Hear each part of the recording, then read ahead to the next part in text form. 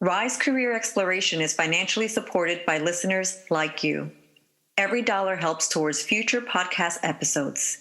Click on the link in the show notes or visit us at risecareer.org today. Thank you for your support. Enjoy the show. And remember, together we rise.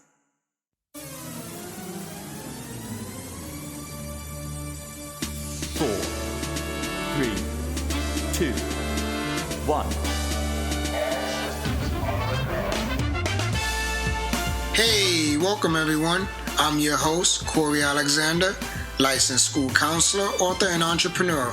And this is Rise Career Exploration, the podcast, where we interview guests on their professional journeys. Choosing a career can be one of the most difficult decisions of your life. Join me as we interview guests on their professional journeys. You'll find that the twists and turns of career struggles aren't unique to you, and that the path to your dream profession isn't always a straight line. Whether you are a student who wants to learn what it takes to be in a specific career, or just want to hear some great career advice, this podcast is for you.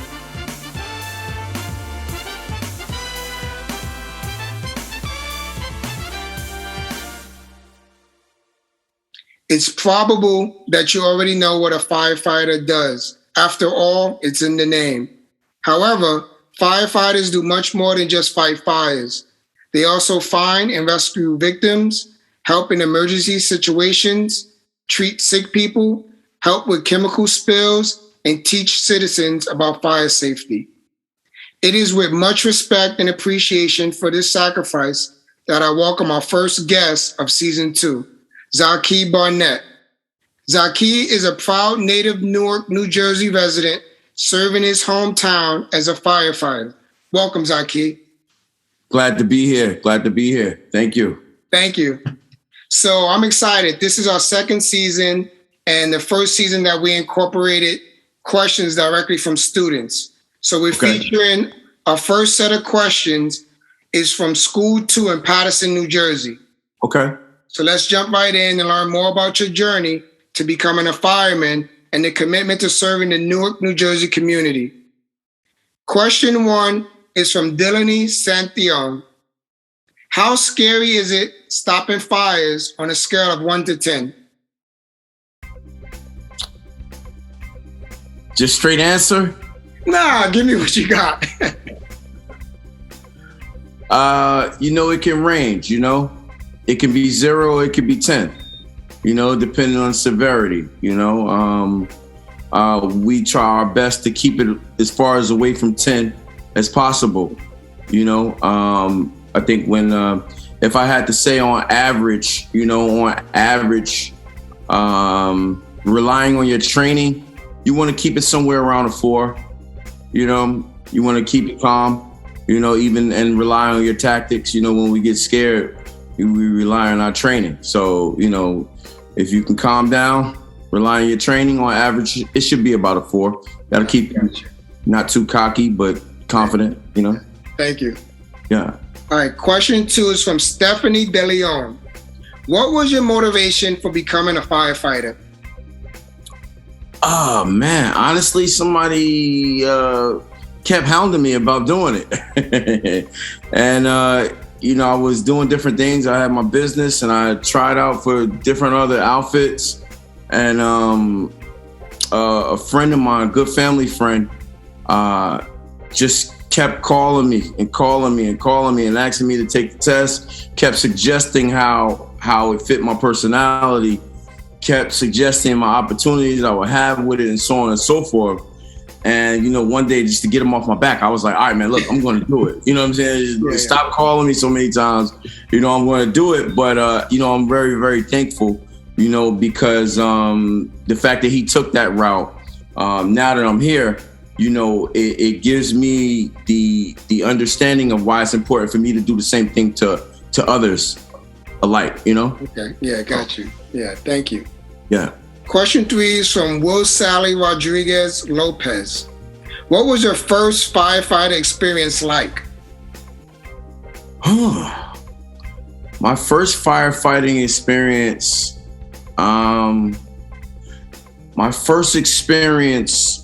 I believe we were in the academy, and we were getting dressed, ready for a regular day, just a regular controlled environment. And, I think we had to be there at about 7:30. And I think I got there at about 7 o'clock. And one of the instructors was there, and he said, listen, we got a working fire going on right now downtown.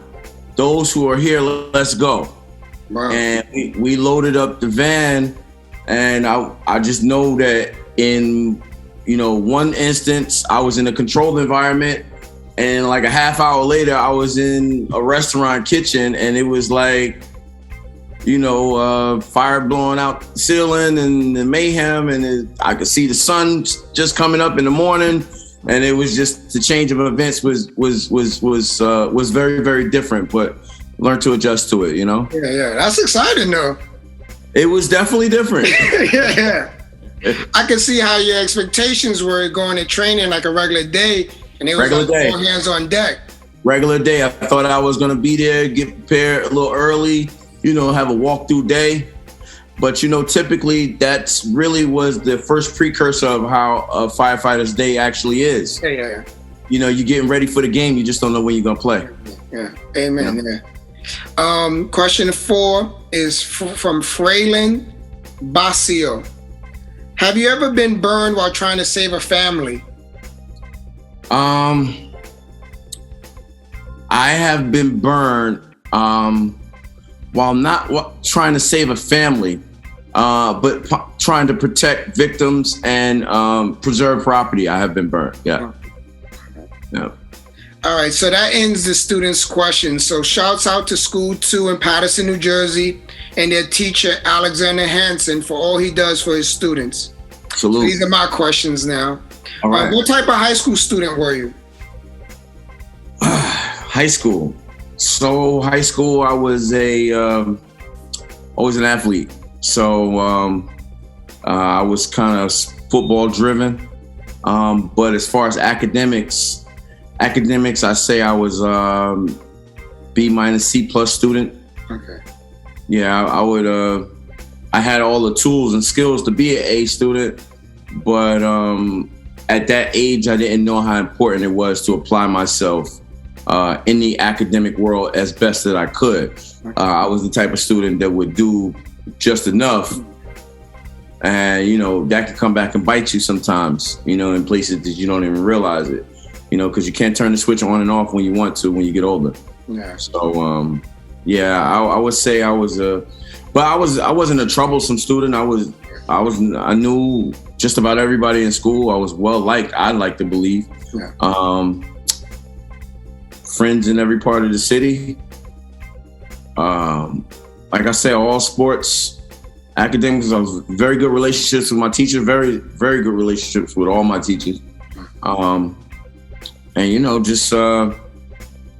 high school was fun. It was fun. We had fun. What high school you go to? I went to East Orange High School. Oh, okay. Yeah. Oh, campus. It was East Orange High School then. Now.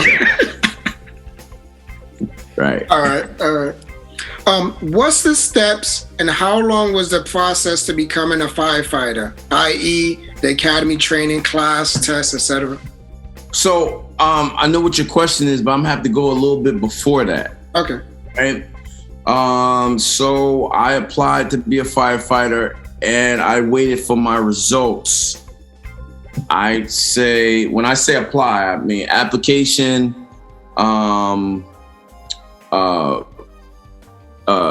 physical testing, academic testing, pass, and then it's a waiting game. So we have a little saying. It's called "Hurry up and wait." So I think they called me 4 years later. Yeah, 4 years later, and then they called me and said, "Hey, look, I think it might have been like a Thursday," and they was like, "Hey." Called me 4 years later. Hey, look, you still interested? Wow. And I was like, yeah. It was like, all right, be here Monday.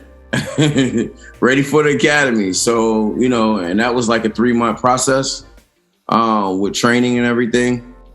So it was Hurry up and wait. Hurry up and wait. Did you anticipate it was going to take that long to get a call back? Like, did someone school you on that process? Honestly, I had forgotten about it. Wow.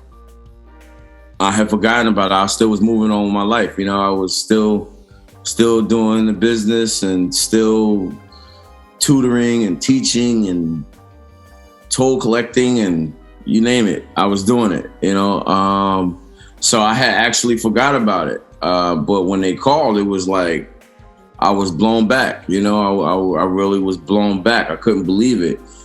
So then you got to adjust from that point on. You got to tell your current employers, hey, listen, if you choose to make that decision, hey, listen, I'm not going to be here. Can I take a leave? What are my options? Okay, you know what? I'm not going to come back. And, that can be a scary part because, you may be deeply entrenched in a job. And now you got to make a decision to say whether I'm going to go for it or not, because there's no guarantees. There's no guarantees. Oh, once you go to academy, you still have to pass certain steps. So there's no guarantee, but the academy is a full-time commitment, I take it. Full-time commitment. 2 tests a day, academically and field performance every day. Wow. Do you get paid while you're in the academy?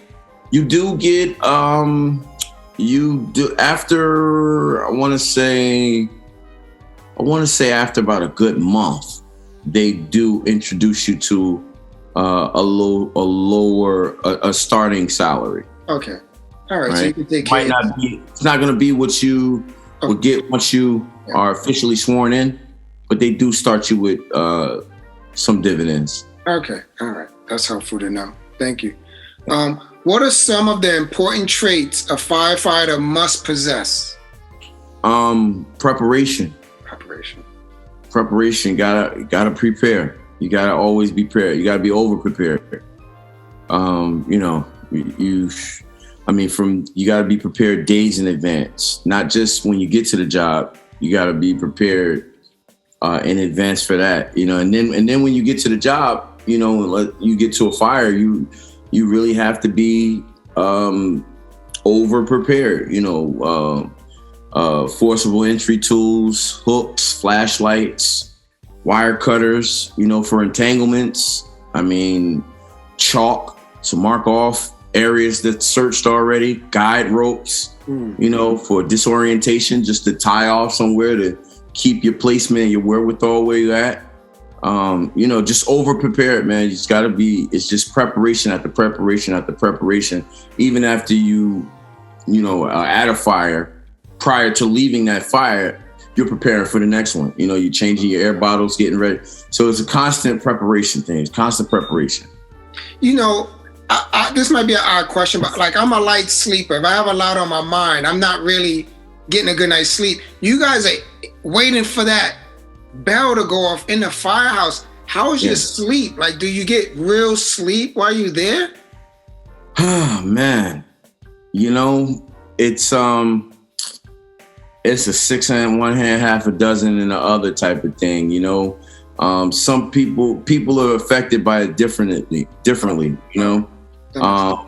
Me, I'm not a heavy sleeper unless I'm super duper tired, right? And if I'm super duper tired, I'm not prepared, right? Mm-hmm.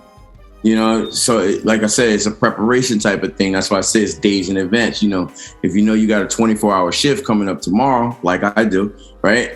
you can't hang out all night. You got to be mindful about the hours that await you.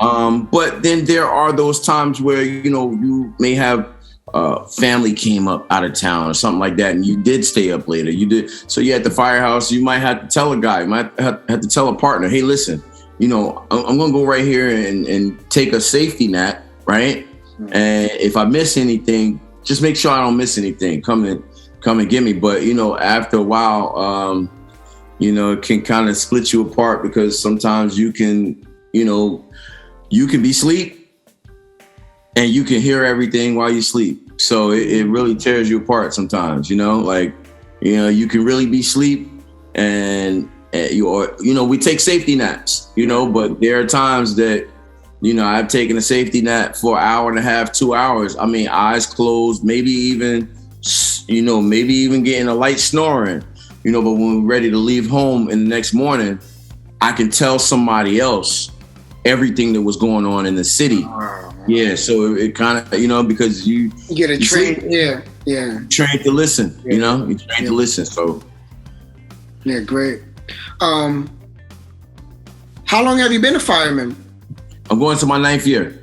Oh, okay. Congratulations. Yeah. Thank you. Appreciate you. What is your regimen for keeping up with your physical fitness and ongoing education? As far as ongoing education is concerned, it's underestimated how much you have to stay in the book in regard to firefighting. It doesn't really jump out like it, to the public.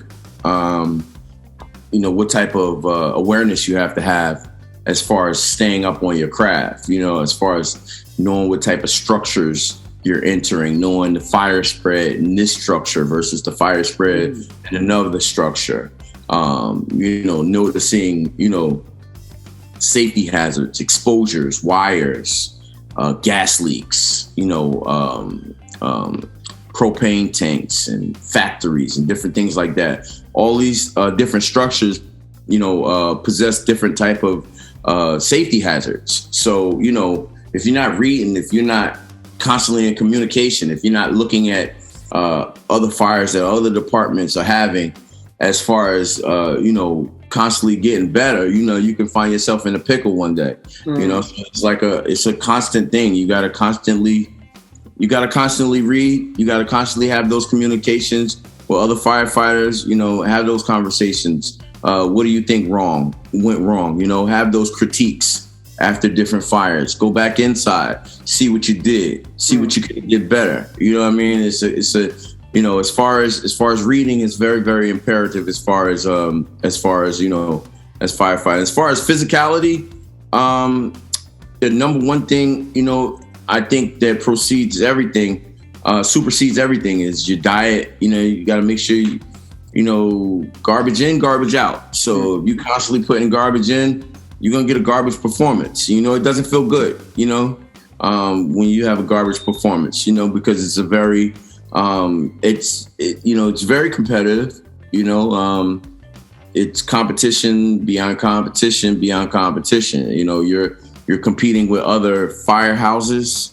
You're competing with the people that's in your firehouse, but it's all for the good. It's all in good spirit. To be more efficient, it's push each other. Yeah, it's all in good spirit. So, you want to keep a good cardiovascular regimen. Me personally, I just try to make sure I maintain about at least 3 times a week some type of cardio or muscular endurance type of fitness, and just make sure your breathing is right. Yeah, you have a gym in the firehouse? We do. We have a small gym where you can get a little work in. Yeah. And oftentimes NBA players would say, when I first started, I was eating fast food, this, and then as they get up in their career, they learn the importance of nutrition. Did you start out good, or you learned to? So I started out good.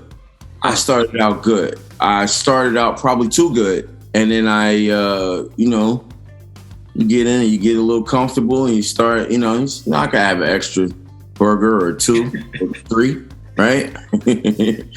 Right. So, you get into that little mode, and then, you find yourself one day and you're like, all right, listen, that performance that I did might pass the regular test, but that's not me. So then you calibrate, you get back on it. And you start, you get to the point where fast food, and not to get me wrong, it's nothing wrong with a burger every here. Yeah, no question. I get it. Right. But, you get to the point where you don't want that stuff anymore, because you know what it does to you when it's crunch time. You know what I'm saying? Yeah, that's important. Yeah. Got that self-awareness. Yeah. What is the daily responsibilities for a firefighter? Like, what is a typical day work week? what's a typical day work week? Can you narrow it down for me a little bit? Like if it's not a fire, what would you do? Well, like what is your schedule? Like how many days on, how many days off for you?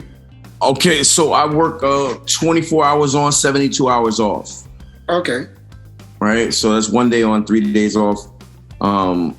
Some days, a lot of times you need those days off for carcinogens to release out your body, right?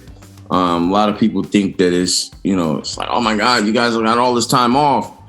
But when you really look at the numbers, it's really not. Working, we work 48 hours a week. It doesn't seem like it's just proportion different. Yes, I got you. Because the 24 hours is on 24 hours. Right. It's on. Right. So as opposed to us going to work 9 to 5 and then going to sleep. You're on 24. You belong to the firehouse, to the city of Newark 24 straight. Right. So if there's someone that, if I go to work on Monday morning and someone that works 9 to 5 goes to work Monday morning, when I get off Tuesday morning, they have to work until Wednesday to catch up to the hours that I put in for the week. Yeah. So it balances off. It's just proportion different. Yeah. It definitely sounds sweet until you explained it. You know what I mean? Yeah, it sounds good. It sounds good, but it takes a while to get used to. And some days you're gonna need every hour off that you had. As far as a typical work day other than fire,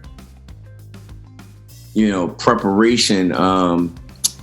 I think before I even pull the fire truck out, every day that I go to work, I might have a checklist of anywhere up to probably, I say, 70, 80 things before we even get outside.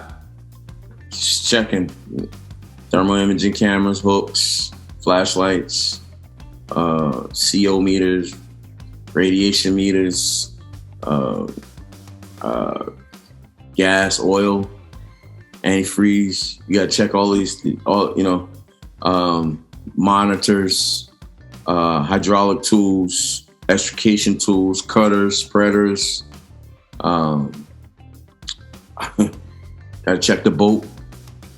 Is this a checklist from your supervisor, or this is just your years of experience? This is just like what you like to do to prepare? Is it a known thing whether Zahkee Barnette did it, someone's going to do it, or like? See, the thing is, every firefighter in the morning has to know his vehicle inside out. Okay. And there's so many things. You don't have time when an emergency happens. You don't have time to go looking around. You got to know where everything is at right now. And the only way to assure that is to check everything every morning, because somebody from the day before could have moved it over to a different compartment. Or the day before, nobody told you that the extrication tools, the tip was broke, so it won't get a good cut. Now you trying to save somebody in a car accident, and you get to the scene, and you're like, oh, what? It's got to be done in the morning, every morning. Every morning. Got you. Yep. How do you manage your family time, personal life, based on your schedule being on and then off and then on? Because I'm sure sometimes you're covered for each other, right? Right. Like, somebody might be doing something on a weekend and might want to switch. And absolutely. Do you find it affects your social life? Like, how does that work with family, friends? It does, but it does to a certain degree. But then everyone gets on board. After a while, it's like, all right, we understand this guy is going to be at work a lot of the time, and you make it when you can make it. If you can't, you adjust.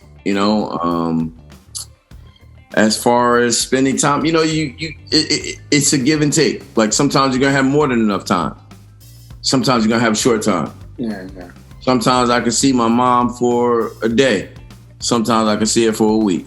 She understands, So it's it's a little bit on both sides. Okay. But after a while, everybody buys in. Yeah. And you get normal vacation time like everybody else, right? Mm-hmm. Absolutely. Absolutely. What is the most appealing aspect of being a firefighter? The most appealing.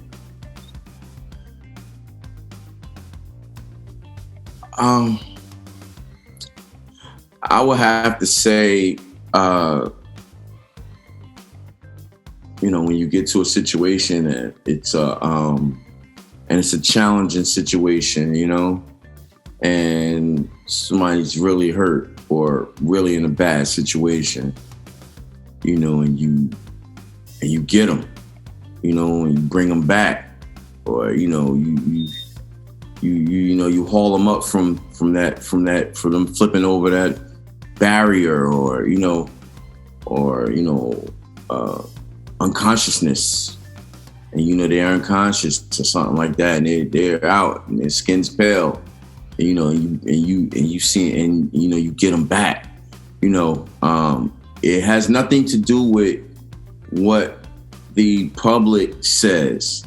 It has to do more with how you feel. So it's for me, it's definitely a job that it rewards you.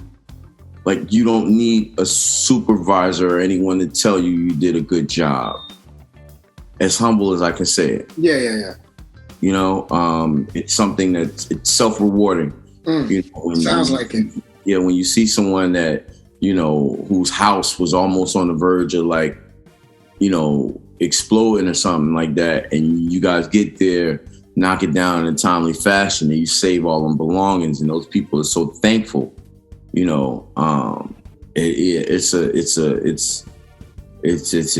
a feeling, Yeah. Self-rewarding is definitely, you locked it down with that. Yeah, it sounds like it. Yeah. And conversely, what is the least appealing aspect of being a firefighter? Least appealing aspect of being a firefighter. People think we don't work.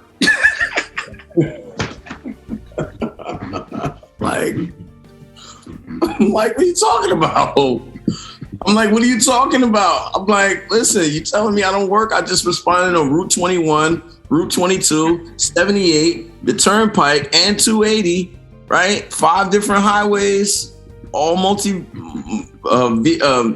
vehicle accidents outside of fire. That's outside of fire. Wow. We get there before the police do. Wow. We call the police after we get there. So when someone calls 911 for like a car, they call you? Yeah. Because you need to take the car apart, and you have that. The police don't have that. That's funny. And they say we don't work. So it's like, okay. No, I definitely wouldn't have thought that. 'Cause I see you on the highway all the time. Like, right. Yeah. But that's funny. That's funny though. Yeah. Yeah, people think we don't work. Yeah, I can see that. And then with the days off, they don't even put 2 and 2 together. They're not calculating that it's the same time. Yeah. I always thought it was more than one day on though. I always thought it was like 3 days straight or 2. So different departments have different rotations, is what it is. I can't remember how Patterson's is. I thought theirs was comparable to ours. At one time, I thought that there was comparable to ours. I think that at one time they were like maybe 4 days on during the daytime, nights off, and then rotate to. It's so many different combinations. Okay. Yeah, it's so many different combinations. Okay. I think I know the answer to this, but how have you prepared yourself to remain calm and react effectively in emergency situations? Just your preparation. Preparation. Sometimes you gotta take that deep breath. Sometimes you gotta, use 2 seconds and just block everything out. Get it together. All right, this is what I gotta do. Lock all the way in, sometimes you gotta calm yourself down, you know, and think. Don't panic. Think. Instead of panicking, think. You know, it takes time to adjust to that. But once you do, you realize how powerful your mind is, you know? Yeah. I mean, after 9 years, do you still get like having to calm yourself down, or it's like been there, done that for you at this point? I try to never get into the been there, done that thing. Good for you.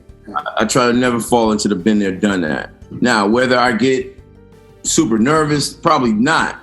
But I think that I'm more attentive, well prior before getting there. And that kind of prepares me for a little bit for when I get there. Okay, listen, this is what I was listening to on the radio. All right, this is what I could expect when I get there. Okay, I'm here. All right, listen, this is what I said that I was going to try to do when I first get there, and then work my way through. And working in coordination with my team, of course. You know, as far as our objective for when we, you know, our task at hand. So yeah.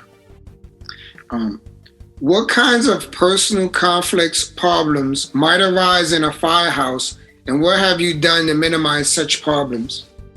Personal problems? No, in the firehouse, like, you know, these are grown-ups living together, right? You know. Yeah. You know, it's like any other house, you know what I mean? You know, some days, you know, everybody's getting along with you.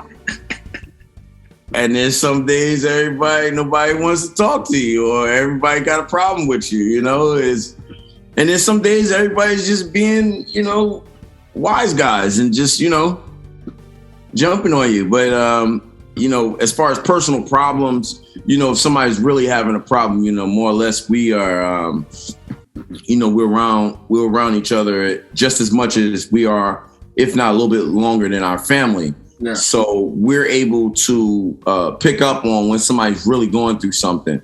You know, they're really going through something.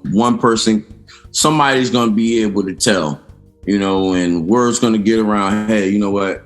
You know, Corey's having a rough one today, you know, lay up a little bit, you know what I'm saying? Or you know what, go speak to him if you could, you know what I'm saying? So, but, you know, like I said, any other house, you know, arguments, you know, it's a little movement that goes on up in there a little sometimes, you know. But you know, y'all cook together, y'all hang out together. Do y'all watch like football, sports? You know, do y'all hang out like that? Like, is it a downtime at night where you can literally watch like Monday Night Football or something? Or? So you come back in from a run and it's football on the TV. Yeah, we're gonna, you know, we're cooking, making dinner, and yeah, we'll throw something on the TV while we're there. Yeah, absolutely. Okay. Absolutely. And if, you know, we're really tight, you know, we'll either be talking about the game when we're off work, or we'll go somewhere when we're off work, you know, from a time or two, you know? Yeah. How many people in a firehouse typically? Like in your firehouse, how many at one time? Like in your schedule, like 24-hour session, how many? So my house is a little bit different. My house is a little bit different because we're the biggest house in the city. Oh, wow. So we actually house, some houses you'll have a single house where it's one crew, whereas you might have one captain and you might have 3 or possibly 4 firefighters that's with that captain. You have single houses like that. You have double houses where it's the same numbers, but just double, you know, 2 captains, maybe 6 to 8 firefighters. My house actually houses 3 different companies. So on a given day, there can be 3 captains and 5, 4, 4, 9, and about 13 firefighters. So it could be about 16 people in my house a day. Wow. So yeah, it's, you know, that's different. Yeah, we the big house. So, you know, it's you know, some people prefer a smaller house, some people prefer bigger house. You know, a lot of different personalities. But you know, it's, you know, you adjust to it. Did you start at this house where you are now? Is that the only house you ever knew? So no, I started in the same company that I am. And what's the number of the company? Rescue One. Rescue One. Uh-huh. To Rescue One. Yeah. So we moved to a couple of houses. I think this might be my 9th Street. It's probably my third house that we've moved to. Okay. But we've been here the longest. Have you had the same captain all this time? No. But my captain was once my partner. Oh, wow. Me and him had the same captain, so it kind of worked out that way. So I've had 2 captains, but you know, I've been blessed to have pretty much strong relationship with the ones that I work with closely, you know, for years. Yeah, that's good. Yeah. What would you say to the females listening that want to be firefighters? Have you seen progress for women firefighters? If so, why? Why not? Yeah, I've seen absolutely. I've seen progress with female firefighters, absolutely. You know, when I first came on, it might have been about 2 on a job. Yeah, probably about 2 or 3 maybe. But then that number kind of doubled since I've been there. Okay. And you know, listen, if you got it, let's get it. You know, like you know, when the lights go off and it's dark and it's hot, you know, you don't care whether it's a female, a male. You don't care whether it's white, whether it's black, Hispanic. You don't care. Yeah. You just put somebody there that's working with you. So, you know, if they qualified, as long as they qualified, I'm good with it. So, you know, the females, listen, I've trained and seen a couple bad female firefighters, like, who can get down. Yeah. So, you know, I wouldn't be discouraged at all. Okay. You know? All right. Yeah. Describe a difficult decision that you've had to make in an emergency response. What were the circumstances? What was your decision? And would you make the same decision again?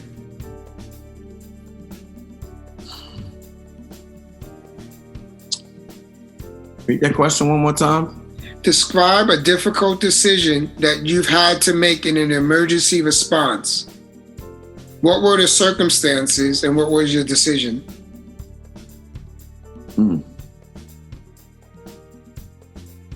Okay. There was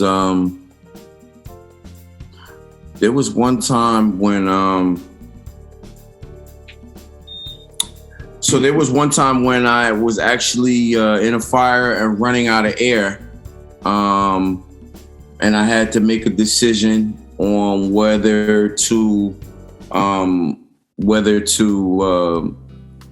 stay in the structure or try to get to a window. You know, I'm trying not to make up any superhero stories. You know what I'm saying? That's not me. You know, I'm gonna keep it simple and plain. But you know, there are situations where you got to make that decision. You know, you got to make a decision. You might be on the 3rd floor and you might be fighting a fire and you might hear your vibrator tank going off. All right, now if it's going off and you know that there's like 12 firefighters on the stairwell trying to come up, do you got enough air to get down the stairs? Do you got to find a window right here on the floor that you're at? I think I made the best decision in that case. I found a window. As far as where other people are concerned, a situation where I had to make a decision, you know, we work in teams. That's the good thing about working in a team, you know, because teams are 2, you know, because you get a chance to cross-reference things, you know. You know, some stories that's not fit for, but yeah, You're gonna have our listeners like, what is he talking about? I want to know what he's talking about. Yeah, I know, but we don't want to get too graphic. I got you. Yeah. We don't want to get graphic. All right. What's a responsibility that firemen handle that the public will be surprised to know?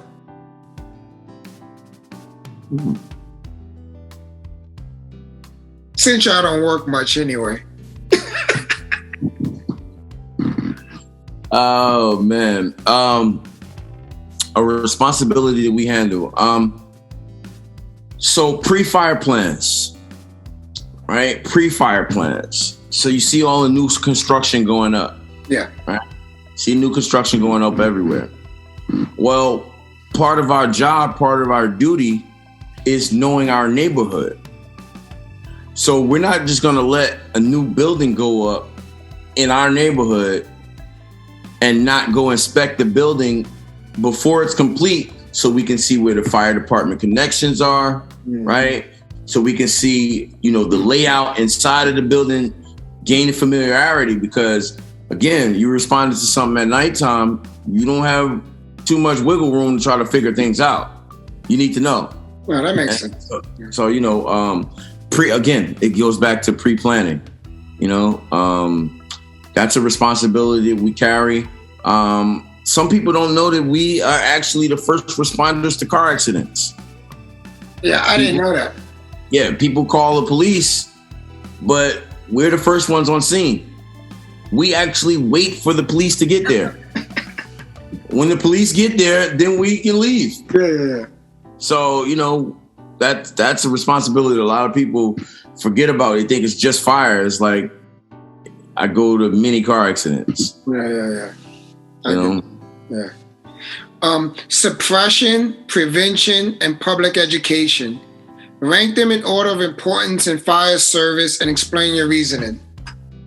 Suppression, prevention, and public education. So I would probably have to say public education's first. Oh, wow. Right? Because if we're educated, then we could mitigate situations before they happen. Right? And that would kind of leave a segue into prevention. Right? And, if we're educated, then we can prevent it. And if we can prevent it, then we don't have to suppress it. Yeah, amen to that, yeah. So they kind of work in a chain link, in my mind at least. Yeah, of course. How would you help improve the fire department's public education programs? I would put a course into the local high schools. Like I would make it a course to take in high school. I would make it an elective to take in high school. Elective, yeah. What would it be called? Fire science. That way I cover all aspects of it. Right? Yeah, but that's tough. Yeah, they have it in community college. I work in Hillside, and in Union County, they have fire science. That's right. That's right. I would do that in high school. That way you can cover all bases. Cool. How do you think the career of firefighter will change in the next 5 years? In the next 5.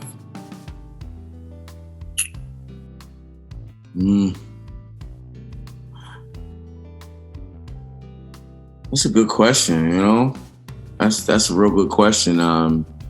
As far as fires are concerned, I think that fires will still be on the incline.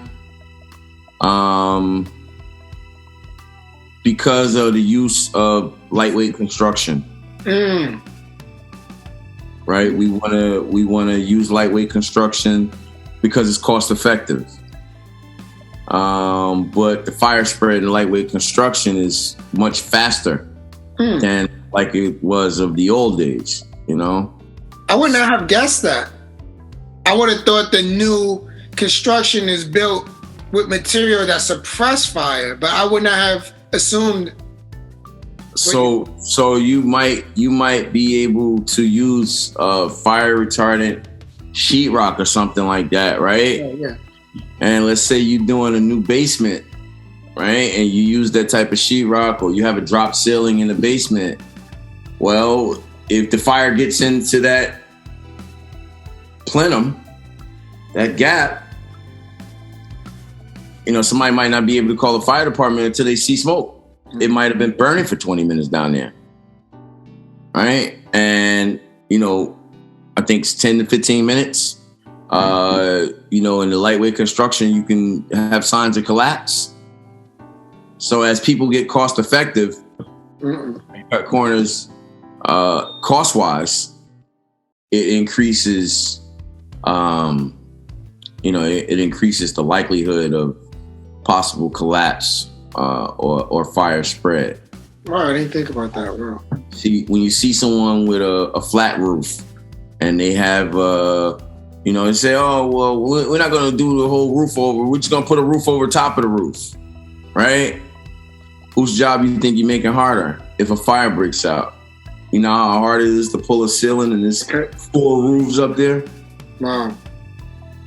So, as people get cost effective,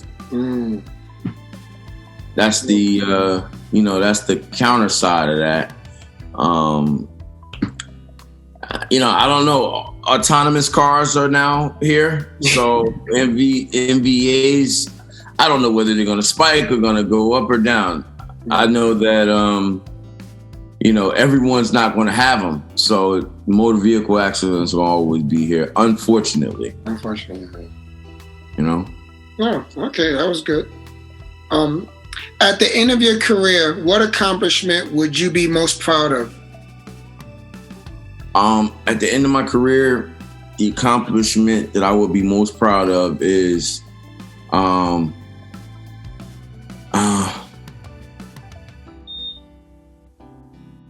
I did every day. I put every day in with everything I had. I didn't leave anything. Like I don't need any awards or anything like that. Just knowing that, every day that I came in, I was on my A game as much as I could be. I was never like the slacker. Like, I was a person that people could look up to. I was a person that I would be it would be accomplishment if people would say, you know what, he was somebody I could depend on. I'm good. That's what's up. Yeah. Amen to that. Yeah. I like that. Before we go, please tell our listeners about your podcast, 4 Mics, when it airs, your objective, and what listeners can expect when checking in. All right. So we got the 4 Mics podcast, 4 crew members, all from the city of Newark, New Jersey. Our first young lady is Mishi Mish. She is very influential in the city of Newark. Definitely in the politics area, definitely in the community outreach area. We have Dr. Johanna Rogers, who's a decorated doctor who has a plethora of knowledge and background. And she's from the city, graduated from the University of Indiana, but from the city. And we got Young Wall Street, right? Another Newark firefighter, business entrepreneur, mogul on the rise. You got to hear this guy, right? And you got myself, and I go by the name of B.R.A.G. And B.R.A.G. is basically my company acronym, which stands for Barnette Realty and Associates Group on the construction side. Okay. And on the community side is being ready to achieve greatness. I think that all of our listeners get the feel of Newark, New Jersey when they hear us. We touch on different topics from local community events. We touch on topics like the nightlife in Newark. We touch on topics like the job market in Newark. We really pinpoint where we are, where we sit on the map. Like if you took out a map of the East Coast, we can describe through our listeners. Our listeners be able to get a good idea of who Newark is, and the surrounding cities as well, you know, and our comparison to them. So I think that, you know, we give real estate tips. We talk sports.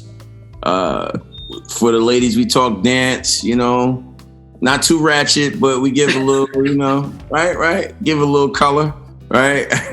You know, it's a full buffet, man. It's a full buffet. And I'll have you post a link for our listeners. We appreciate that. Tune in. Our season 2 is coming up very shortly, so we're inspired. What's one of your favorite episodes about? Oh, my favorite episode is probably turning confidence into capital. Nice. Yeah, probably turning confidence. You spoke about real estate. Yeah, we talk about real estate investments. You know, in that episode, there may be a touch on real estate, but you know, we. Oh, absolutely. That's part of the background. So, yeah, you know, it's tune in, man. We love to, you know, love you guys to listen in and even be a guest one day, you know? Sure.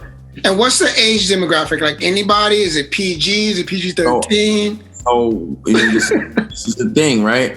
So it's probably from, I'd say, 17 to about 50. Okay. We got something for everybody, man. Good. Okay. We got something for everybody. You know, it's not XXX, you know, but you know. So yeah, it's good. Yeah. It's good, man. It's good. It's good range, man. Good range. Gotcha.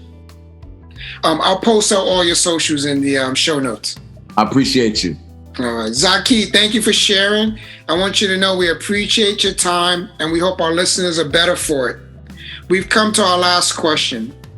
If you could text your younger self, what age would you text and what would the message be?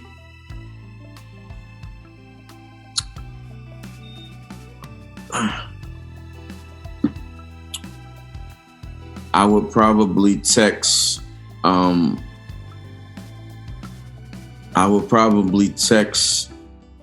11-year-old me. 11? Yeah, 11-year-old me. Because and I would tell myself the same energy and the same success that you can have on a football field, you can have on any field that you choose. Because you know you're the same person. It's the same person, just where your energy's at. You know what I mean? So I would let him know. Listen, don't put all your eggs in one basket. Because if your basket flips over, then what? You know, I would just say, you know, spread out a little bit more. Spread out a little bit more. Put your talents in different markets. You know, and don't be so isolated on what you're good at. Challenge yourself on more things that you're good at. Yeah, that's great yeah. Amen. And yeah. You don't want to get comfortable. You want to explore. You want to get comfortable. You do whatever you want to do. Whatever you want to do. You can do whatever you want to do. You're the same person. You're the same person that put in all that work on the football field. You could just transfer the same efforts because you're just inside. You got it. You already got it. You just got to water it. That's it. Yeah. Amen. Thank you. Thank you, man. I appreciate you. I'm going to post this. I'm going to do all the editing and everything, let you see it, hear it, and let you know when it's going to be published. I appreciate it. I'm looking forward to it. All right. Thank you. Good day now. God bless you, man. Thank you. I appreciate you. And all you do. All right. Yes, thank you. Blessings. Thank you for spending time with us. Please share, review, and subscribe now. Follow us on social media where we post new guest alerts and show recaps. All the information will be in the show notes. Thank you and be blessed.